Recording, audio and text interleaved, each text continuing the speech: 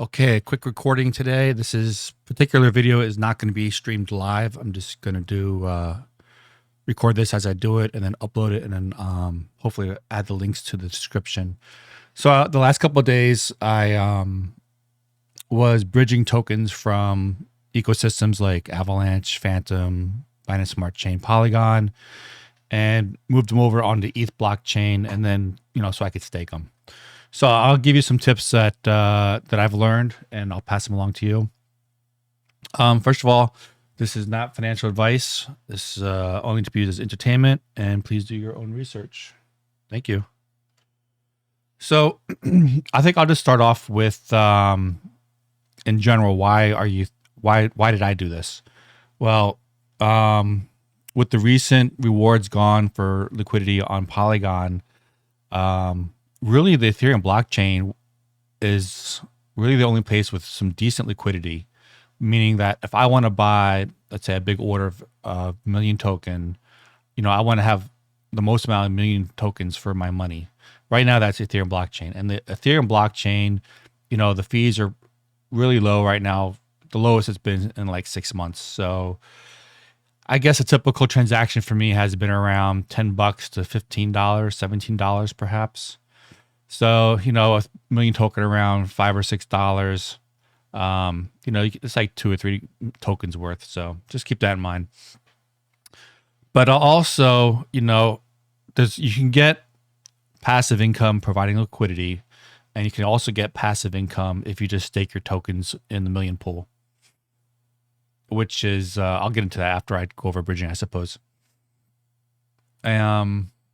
So this is, so I figured, okay, now it's time for me to pull my million token off these smaller ecosystems.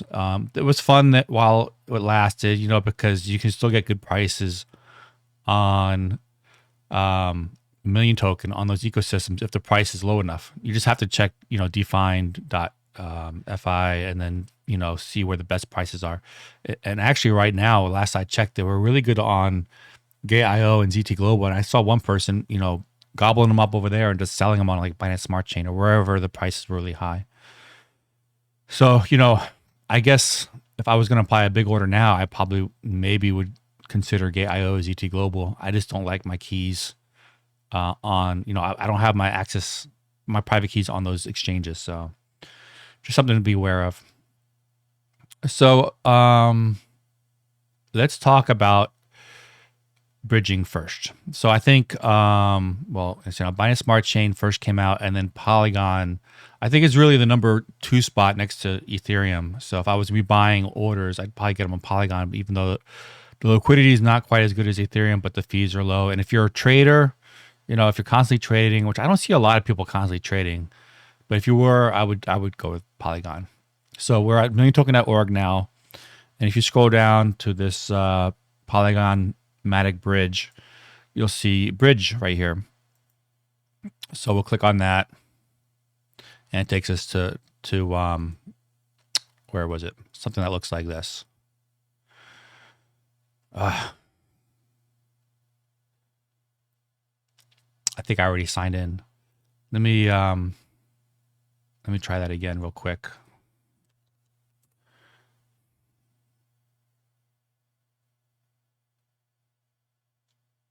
We'll go to Polygon Bridge,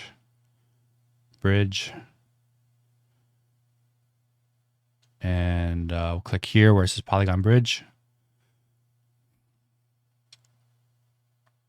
And you'll probably have to sign into your wallet. I don't know why it's so slow today. Okay, so you'll get something like this. I'm already signed in, but if you're not already signed in, you'll need to sign in. And so if you're moving million token from Polygon to Ethereum, for really the only reason is staking. However, I also like the idea of having my million token on the Ethereum blockchain, because really that's where the real million token is. Okay, I've gone over this many times before, but I'll just reiterate it one more time. So if your million token is on Polygon or another ecosystem like Avalanche or Phantom or Binance Smart Chain, it's just an IOU for the Ethereum million token. Okay, it's just an IOU. If those bridges get hacked, like the Solana bridge got hacked a long time ago and somebody stole all those original Ethereum, your IOUs, if you had Ethereum on a Solana, you're out of luck. However, Sam Bankman, put in like $450 million of Ethereum and then everything was backed again. Okay. But if there's a hack on, let's say, the Polygon Bridge or Polygon Network, and somebody happened to take, I don't know how many tokens are on Polygon right now, but like 80 or 90,000. But if they took them all, unless the hacker wants to, be generous and give it back, I mean, you won't have a one-to-one peg on your million token that's on Polygon unless you're one of the first people to withdraw it out, before, so just keep that in mind. I assume it's probably going to happen eventually. It hasn't happened yet, but I mean, Solana got their got a hack, but they're backed by a lot of money.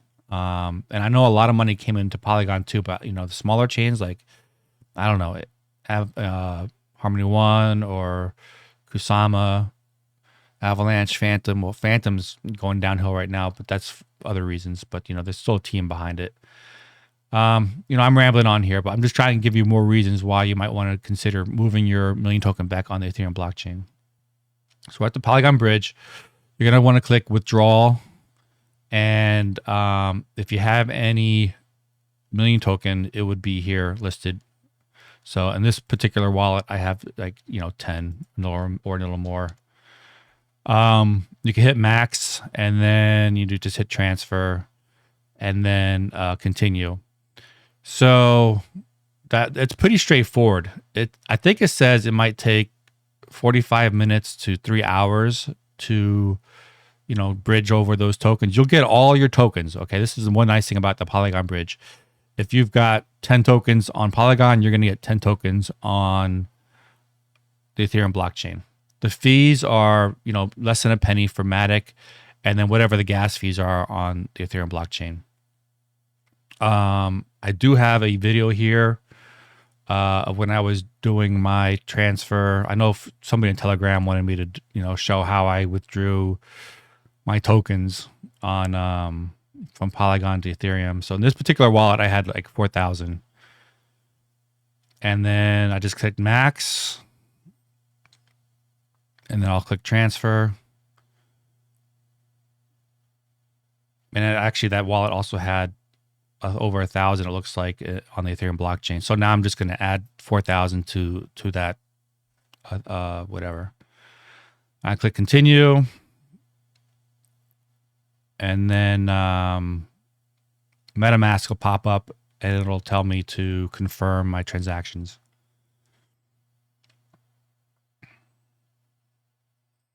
Okay, so you just kind of go through all that and then wait. Now, my particular transfer, I actually had a problem. It got stuck, which was an easy fix. But I waited a day before I clicked over here, and somewhere around here, there's you click support in the bottom left, and you could submit a support ticket. And I was just, sent them saying, hey, I've been waiting like half a day. It was like 12 hours. And they replied pretty fast, a couple hours later. And they just said, go to, they gave me a withdrawal link here, polygon-withdrawal-matic.network. And you just paste your hash transaction up here and then hit complete withdrawal. And then it'll ask you for your gas fees for Ethereum. Now, because my transaction was stuck, I didn't pay that initial Ethereum gas fees, so I didn't get hit twice with the fees. So my problem was, I think, is my VPN was turned on, because in that support ticket they told me when I go through this process of putting in the hash rate, and they tell you the hash rate if you don't know, but you can always go back into your transactions and just copy and paste your hash transaction. Now, make sure it's on POS, proof of stake, not on Plasma. By default, I think it's POS. But yeah, if you're going to do any bridging, and I would probably just, as a rule of thumb, always have my VPN turned off. But yeah, their support ticket said make sure your VPN is turned off, because they've had problems where things were stuck. And on my computer, my default is that my VPN is always turned on. So that's it for Polygon to Ethereum. If you have any questions, you can catch me, asking me down below in the comments section, or catch me at Discord or Telegram. So the other ones from Phantom, Binance Smart Chain, and Avalanche, I used AnySwap .exchange, /, I'll put the links down in below. So there's this other one called Multi-Chain. They look similar, but I used AnySwap. The downside of using AnySwap is they take a portion of your million token. And sometimes it was like about 2 to 3.5 tokens worth. I'll go over that in a moment too. So you're going to be paying a little bit in fees, whether it's Avalanche, Binance Smart Chain, or Phantom. That's just a little bit, but their fees are low anyway. And then you're going to be paying Ethereum gas fees also. So when you're doing these bridges, make sure you've got some Ethereum in your wallet on the other side. Otherwise, your transaction's not going to go through. Okay, so my transactions were, I think, under $30 in gas fees. So maybe even under 15. But just have like, $50 or more worth of gas in your Ethereum wallet. But yeah, so you would you pull up your million token here. Now I don't think my wallet's not hooked up right now. This is a different wallet. It's an old wallet. But I do have some pictures here. Let me pull it up real quick. So this is what I was transferring from Avalanche to Ethereum mainnet. And you want to make sure a million tokens up here. And then what I did for the amount, I just went to my, the Explorer basically. I just copied and pasted the full amount of million token and put it up here. And you just click swap and it tells you right here, there's a fee. This particular one says 2.7. And then, just keep that in mind. So that's Avalanche to Ethereum. And then when I was done with that, actually my balance up here was 383.48 tokens. So when you first load the page, you may not see a balance. It takes like, a few seconds or a minute, but wait for the page to recognize your wallet and then to recognize your million token balance. If you don't see a balance here, just wait. Okay, so that's another tip. And this is Binance Smart Chain to Ethereum. And I had, in this particular wallet, I had like 108. And you could see that, the transfer into the Ethereum part, I only got 106.6. So you see the difference there. So you would record that as a, part of your transactions fees, as a, a write-off or whatever, because you could write off, fees. And this is Phantom to Ethereum. Now, for some reason, if you can't get this million token up here from Phantom showing, if you have some million token in another wallet or another ecosystem like Polygon or Avalanche or Binance Smart Chain, have it show up and then click here on the right and then make that Phantom mainnet. It was I had trouble. You shouldn't be seeing that mushroom icon. Okay, if you see that, it's probably not going to be right.